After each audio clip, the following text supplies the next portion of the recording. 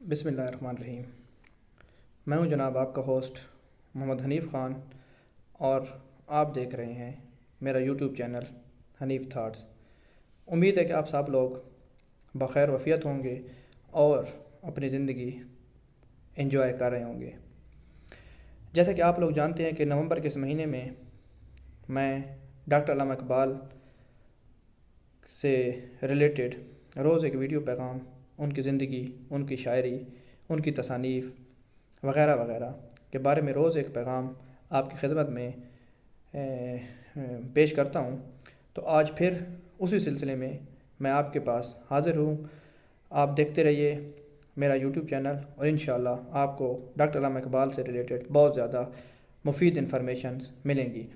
आज जो टॉपिक मैं लेके आया हूँ वो है डॉक्टर अल्लामा इकबाल की शायरी का पहला दौर, जिसको इब्तदाई दौर भी कहा जाता है, जिसका अरसा इब्तदा से यानी 1898 से लेकर 1905 तक है।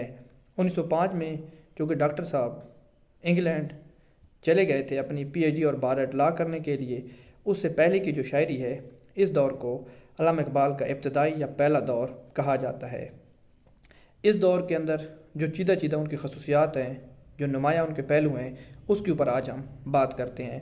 सबसे पहले इसकी जो खसूसियत है वो ये है कि इस दौर की जो नुमाया चीज़ है वो डॉक्टर अल्लामा इकबाल की गज़ल गोई की तरफ दिलचस्पी है। इकबाल ने अपनी शायरी के इब्तदाई ज़माना में गज़ल गोई पर ज़्यादा तवज्जो दी। वो गज़ल की इस्लाह मिर्ज़ा अरशद गोरगानी से लिया करते थे।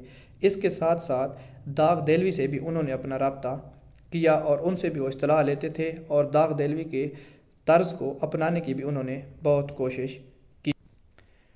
दूसरा नुमाया पहलू नज़म निगारी है। इकबाल ने जल्द ही ये जान लिया था कि रवायती किस्म की गज़ल गोई उनकी तबीयत और मिजाज के मुताबिक या उनकी से मुनासबत नहीं रखती, इसलिए उन्होंने इसको छोड़कर मतलब इससे अपनी तवज्जो कम करके नज़म की तरफ अपनी तवज्जो को माइल कर दिया। हमाला जैसी नज़म अल्लामा इकबाल ने उस दौर में लिखी। इसके बाद जो अल्लामा इकबाल की मशहूर नज़में हैं, नाले यतीम, हिलाल ईद से खिताब, अबर गौहरबार, एक आरज़ू वग़ैरह वग़ैरह, इस तरह की नज़में डॉक्टर अल्लामा इकबाल ने उस दौर में लिखी। इसके बाद तीसरा जो नुमाया पहलू है वो है मगरबी अदब के असरात, क्योंकि मगरबी अदब के अंदर रोमांटिसिज्म है। ये नज़म के हवाले से मगरब के बड़े बड़े शायर जो हैं उनके बड़े बड़े नाम और उनका बहुत ज़्यादा काम है। तो इकबाल ने बहुत सी नज़में अंग्रेज़ी नज़मों के खूबसूरत तर्जमे भी किए, जिसमें प्याम सुबह, इश्क और मौत, रुखसत ए बज़्म जहाँ वग़ैरह तराजम की खूबसूरत मिसालें हैं। बच्चों की नज़मों के हवाले से अगर हम बात करें तो इसमें एक मकड़ और मक्खी, एक पहाड़ और गुलहरी, एक गाय और बकरी, बच्चे की दुआ, माँ का ख्वाब, हमदर्दी वग़ैरह, ये अल्लामा इकबाल की वो नज़में हैं जो मगरबियत के रोमांटिसिज्म के असरात का नतीजा हैं। इसके बाद अगर हम बात करें नेक्स्ट उसका जो पहलू है, जो नुमाया खूबी है इस दौर की, वो है तसव्वुफ़ के असरात। इकबाल की शायरी के अंदर अगर हम देखें तो इस दौर में तसव्वुफ़ के भी वाज़े असरात नज़र आते हैं। सूफिया की तालीमात के ऊपर अमल करना, उनकी तालीमात को अपनी शायरी के अंदर फैलाना, ये भी उसको मौजू बनाना, ये भी अल्लामा इकबाल का एक नुमाया पहलू रहा है। उसके बाद जो अगला नुमाया पहलू है वह है उनका फ़लसफ़ा खुदी। फ़लसफ़ा खुदी भी डॉक्टर अल्लामा इकबाल ने इसके ऊपर भी काम किया।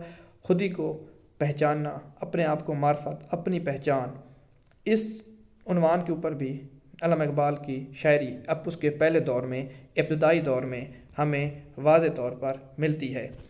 इसके बाद जो अगला पहलू डॉक्टर अल्लामा इकबाल की नज़मों का हमें इस शायरी में हमें मिलता है वो है हकीकत की तलाश। बकौल प्रोफेसर ताहिर फ़ारूकी, इस दौर में इकबाल हकीकत के मुतलाशी नज़र आते हैं।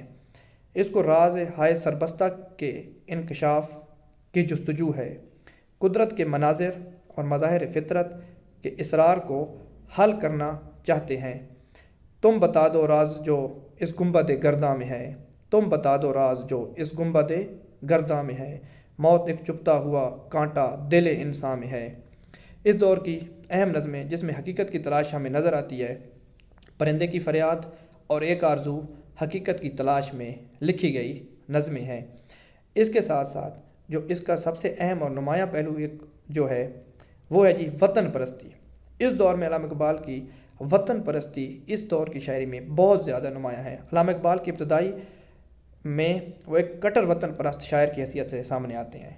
بہت زیادہ وطن پرستیوں کی شاعری میں ہمیں ملتی ہے، جیسے ترانہ ہندی، ہندوستانی بچوں کا گیت، نیا شوالہ اور صدائے درد وغیرہ اس دور کی بہترین اور نمایاں نظمیں ہیں جس میں وطن پرستی کا عنوان ہمیں واضح طور پر نظر آتا ہے۔ یہ تمام پہلو جو ابھی میں نے آپ کے سامنے ذکر کیے ہیں، یہ ڈاکٹر علامہ اقبال کے پہلے دور کی ابتدائی دور کی شاعری جو 1905 تک محیط ہے، اس کے اندر یہ تمام چیزیں ہمیں واضح طور پر دکھائی دیتی ہیں۔ یہ ڈاکٹر علامہ اقبال کے پہلے اور ابتدائی دور کے شاعری کے نمایاں پہلو اور نمایاں ٹاپکس ہیں جس کے اوپر علامہ اقبال نے پہلے اپنے ابتدائی دور میں شاعری کی۔ اسی طرح نیکسٹ ویڈیو میں ہم آپ کو ان کا دوسرا، تیسرا اور چوتھے دور کے اوپر اسی طرح روشنی ڈالیں گے۔ انشاءاللہ آپ ہمارے ساتھ جڑے رہیے، اس حوالے سے آپ کو بہت زبردست اور مفید انفارمیشن ملتی رہے گی۔ بہت شکریہ، اللہ حافظ۔